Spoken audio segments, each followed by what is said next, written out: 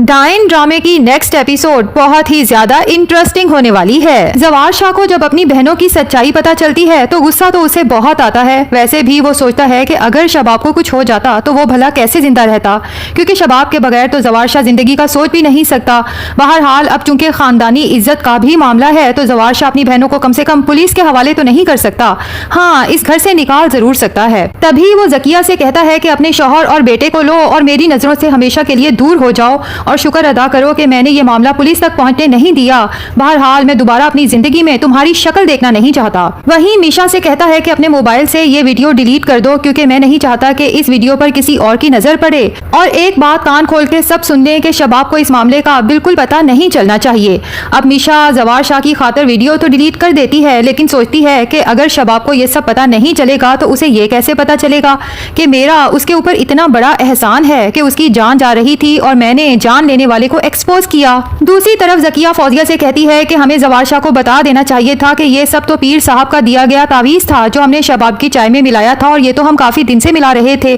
शायद जवार इस बात पे गुस्से होता कि हमने पीर साहब से शबाब की जुबान बंद करने के लिए तावीज क्यों लिया, लेकिन कम से कम शबाब की जान लेने का इल्जाम तो मेरे ऊपर ना लगता। वैसे भी फौजिया, ये सब तो मैं तुम्हारे कहने पे कर रही थी, और पीर साहब के पास भी तो तुम ही मुझे लेके गई थी। जबकि फौजिया जकिया से कहती है कि अपनी जुबान बंद रखो, तुम अब जवार को जो भी कहोगी वो तुम्हारी किसी बात पे यकीन नहीं करेगा। बहरहाल इतना ही काफी है कि उसने तुम्हें पुलिस के हवाले नहीं किया। फिलहाल तुम अपने शौहर को लेके यहाँ से कुछ दिन के लिए चली जाओ। मैं मौका देखते ही जवार शाह से बात करने की कोशिश करूंगी और मुझे पूरा यकीन है कि कुछ दिन तक जवार शाह का दिल नरम पड़ जाएगा। वैसे भी एक बात कान खोल के सुन लो कि जितना वो शबाब से मोहब्बत करता है तकरीबन उतनी ही वो हम दोनों से भी मोहब्बत करता है।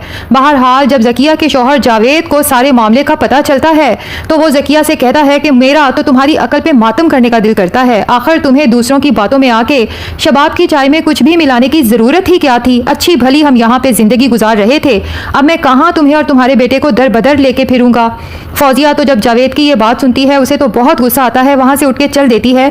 जबकि उसके जाने के बाद जावेद जकिया से कहता है कि मानो या ना मानो, मुझे तो ये सब कुछ तुम्हारी बहन फौजिया का प्लान लगता है, क्योंकि वो जवार शाह की सारी दौलत जायदाद अकेले हथियाना चाहती है और एक एक करके अपने रास्ते से सबको हटाना चाहती है, और सबसे पहला टारगेट उसने तुम्ही को बनाया है। और हो सकता है कि शबाब की जान लेने की कोशिश भी फौजिया ने ही की हो। तुम फौजिया की गारंटी कैसे दे सकती हो? जिसपे जकिया कहती है कि जावेद, मेरा यकीन मानो कि फौजिया ने मुझे वो सब तावीज दिए थे और मैं ही एक एक करके शबाब की चाय में मिला रही थी। अगर वो तावीज जानलेवा होते तो शबाब को पहले कुछ क्यों नहीं हुआ? जिसपे जावेद कहता है कि तुम बहुत ही बेवकूफ औरत हो, अगर थोड़ी सी अकल इस्तेमाल करो तो जरा सोचो कि फौजिया ने तुम्हें एक एक करके 3 तावीज दिए। हो सकता है कि पहले 2 दिन वो तुम्हें महज आजमा रही हो कि क्या तुम ये काम पूरी राजदारी से कर भी सकती हो या नहीं, और तीसरा जहर आलू तावीज उसने तुम्हें तीसरे दिन दिया हो। अब तो जकिया भी अपनी बहन फौजिया के खिलाफ सोचने लगती है और जावेद से कहती है, तभी मैं कहूँ कि जब मैंने पीर साहब से तावीज लेने की बात की थी तो फौजिया ने मेरा मुंह बंद क्यों करवा दिया। जबकि जावेद कहता है कि अगर तुम इस घर से नहीं जाना चाहती तो अब मैं जो तुम्हें कहता हूँ तुमने बस वही करना है। अब जावेद जकिया को समझाने वाला है कि तुम जवार शाह के पास जाओगी और उसे यकीन दिलाओगी कि तुमने तावीज तो जरूर शबाब की चाय में मिलाए हैं, लेकिन ये सब कुछ तुमने फौजिया के कहने में आके किया है। और अगर जवार शाह को सबूत चाहिए तो हम उसी पीर के पास जवार शाह को लेके जा सकते हैं। वो पीर खुद ही फौजिया के सारे राज अफशा कर देगा कि आपकी बहन तो बहुत लंबे अरसे से यहाँ से आपकी बेगम के खिलाफ तावीज लेती रही है, बल्कि फौजिया का ये राज भी खुल जाएगा कि पहले वो शबाब के लिए जो तावीज लेती रही है वो इसलिए थे कि शबाब के यहाँ कोई औलाद पैदा ना हो। जकिया तो जावेद की बात सुन के बहुत खुश हो जाती है कि इस तरह जवार शाह मेरी जगह पे इस फौजिया को घर से बाहर निकालेगा, लेकिन जकिया को ये नहीं पता कि उसके साथ तो बहुत बुरा होने वाला है। क्योंकि दूसरी तरफ मीशा सोचती है कि किसी तरह से शबाब के सामने ये राज खुल जाना चाहिए कि उसे फूड पॉइजनिंग नहीं हुई थी बल्कि उसे जहर दिया गया था, जबकि जवार शाह ने शबाब से अभी तक ये बात छुपा के रखी है। तभी मीशा जब शबाब के कमरे में जाती है तो फिक्रमंदी का इजहार करते हुए कहती है कि मैम, आपको देख के तो मुझे बहुत फिक्रमंदी हो रही है, क्योंकि आप तो बहुत कमजोर लग रही हैं। मुझे लगता है कि आप अपनी मेडिसिन रेगुलर नहीं ले रही। शबाब को याद आता है कि उसकी आज की डोज तो रह ही गई। तभी वो मीशा से कहती है कि जरा मुझे मेरी मेडिसिन तो पास करवाओ, और मीशा जानबूझ के मेडिसिन के साथ वो प्रेस्क्रिप्शन और मेडिकल रिपोर्ट भी रख देती है जिसमें साफ लिखा है कि शबाब को बहुत हैवी डोज में जहर दिया गया है। अब इत्तेफाक से शबाब मेडिसिन खाते हुए जब वो रिपोर्ट देखती है और उसकी नजर सामने पॉइजन पे पड़ती है तो उसको तो हैरत का झटका लगता है कि जवार शाह ने मुझसे इतनी बड़ी बात छुपाई। आखिर जवार शाह किसको बचाने की कोशिश कर रहा है? क्या इस मिशा को? क्योंकि आखिरी बार इसी मिशा ने तो मुझे चाय दी थी। तभी शबाब गुस्से से मिशा की तरफ देखती है और उसे कहती है कि तुमने मुझे जहर देने की कोशिश की थी।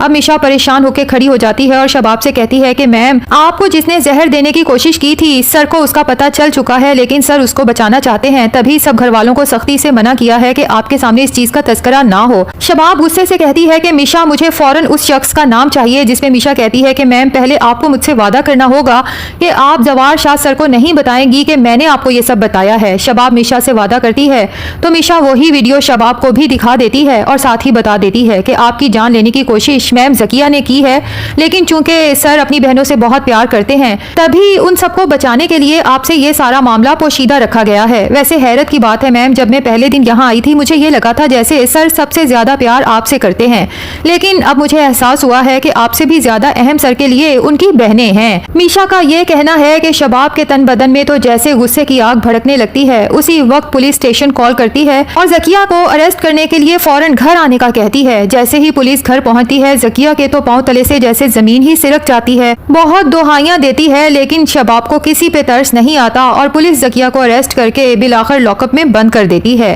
अब जवार शाह जब घर आता है तो मीशा आते साथ ही उसके कान भर देती है कि सर यहाँ तो आपकी गैर मौजूदगी में बहुत बुरा हुआ। मैं तो समझी थी कि शबाब मैम एक खानदानी औरत हैं जिसे अपने शौहर की इज्जत की और उसकी खानदानी साख की बहुत फिक्र होगी, लेकिन अफसोस कि उन्हें तो आपकी इज्जत की जरा भी फिक्र नहीं। आपसे पूछे बगैर, आपके इल्म में लाए बगैर शबाब मैम ने जकिया मैम को पुलिस के हवाले कर दिया है। मुझे तो ये फिक्र हो रही है कि अगर ये खबर मीडिया की जीनत बनी तो आपकी इज्जत तो टके की भी नहीं रहेगी। जवार तो मिशा की ये बात सुनता है, उसके तो जैसे तन बदन में गुस्से की आग भड़कने लगती है। फौरन कमरे में जाता है और शबाब से कहता है कि ये सब मैं क्या सुन रहा हूँ, क्या किया है तुमने? शबाब कहती है वही सब किया है जो दरअसल आपको करना चाहिए था।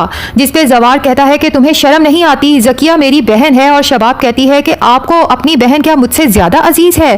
क्या आप भूल गए कि आपकी बहन ने मुझे जहर देने की कोशिश की? तो जवार शाह कहता है कि शबाब, तुम मरी तो नहीं ना, जिंदा हो, लेकिन जो हरकत तुमने आज की है खुद को मेरी नजरों में गिरा लिया है। शबाब तो जवार शाह की ये बात सुनती है तो उसे हैरत का झटका लगता है कि मिशा ठीक कह रही थी। जवार शाह की नजर में उसकी बहनों की अहमियत मुझसे ज्यादा है और मैं बेवकूफ यही समझती रही सारी जिंदगी कि जवार शाह मुझसे बढ़ के किसी को चाह ही नहीं सकते।